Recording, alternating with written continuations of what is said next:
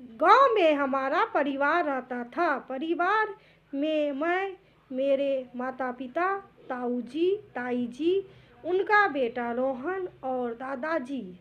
मैं पढ़ाई में बहुत तेज था और रोहन औसत था।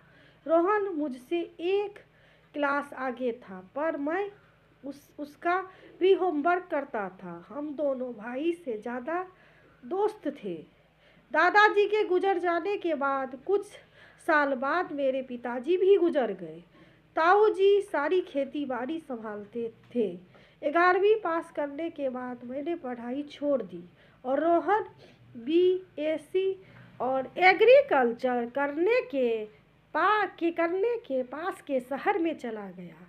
मेरी पढ़ाई छोड़ने पर मेरे माताजी बहुत ज़्यादा नाराज़ रहने लगी, क्योंकि मैं पढ़ाई में रोहन से तेज था, परंतु मेरे ताऊ जी के आगे मजबूर थी। मेरी माँ को इस बात का बहुत मलाल था कि मैं पढ़ नहीं पाया और रोहन ग्रेजुएट हो गया। दादाजी की इच्छा थी कि हम दोनों भाइयों की शादी एक साथ एक ही घर में हो, इससे परिवार बना रहता है।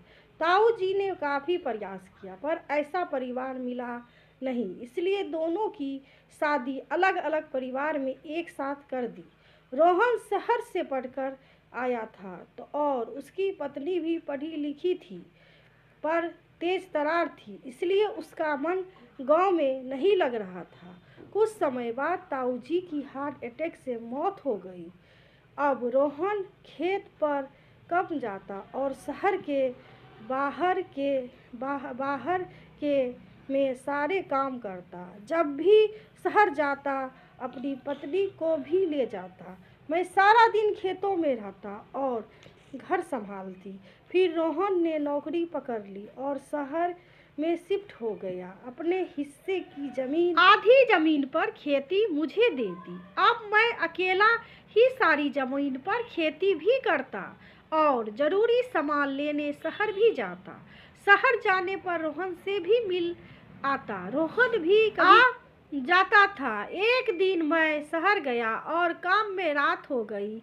मैं रोहन के घर चला गया और माँ को फ़ोन कर दिया, आ जाऊँगा। रोहन के यहाँ ताई जी नहीं दिखी तो मैंने उससे उनके बारे में पूछा।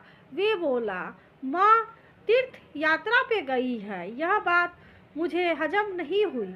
खाना खाने के बाद हम दोनों बाहर टहलने निकले तो मैंने रोहन से पूछा, क्या बात है रोहन?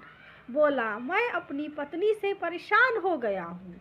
रोज रोज की किचकिच, रोज रोज का झगड़ा, कभी बड़ा घर चाहिए तो कभी साड़ी चाहिए, माँ के साथ नहीं रहना, वगैरह वगैरह। आखिर माँ को किसके पास छोड़कर आऊँ? तंग आकर मैं माँ को वृद्ध आश्रम छोड़ आया। फिर भी चैन से जीने नहीं देती। समझ नहीं आता कि क्या करूँ। मैं बोला, मुझे बता बता तो तेरा भाई हूँ, कोई गैर नहीं।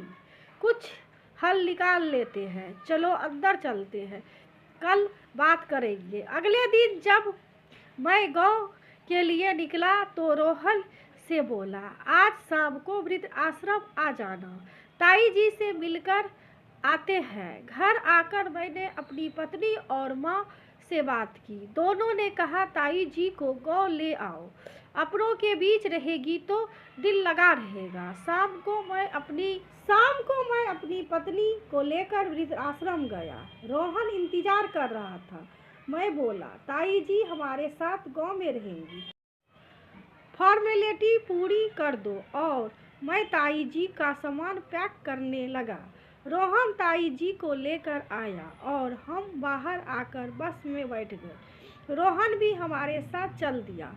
गांव पहुंचकर ताई जी के चेहरे पर मुस्कान आ गई, पर रोहन काफ़ी गंभीर मुद्रा में बैठा रहा। रोहन आकर खाना खा लो, चाची ने आवाज़ लगाई। रोहन और मैं दोनों खाने बैठे, पर रोहन का ध्यान कहीं और था। अचानक रोहन उठा और फ़ोन करने लगा। फिर फ़ोन पर बोला, मैं माँ को लेकर गांव आ गया हूँ और अब यहीं रहूँगा। यहाँ आना चाहो तो आ जाना। और फ़ोन काट दिया। हम सब रोहन को देख रहे थे। वे बोला, मुझसे बहुत बड़ी गलती हो गई।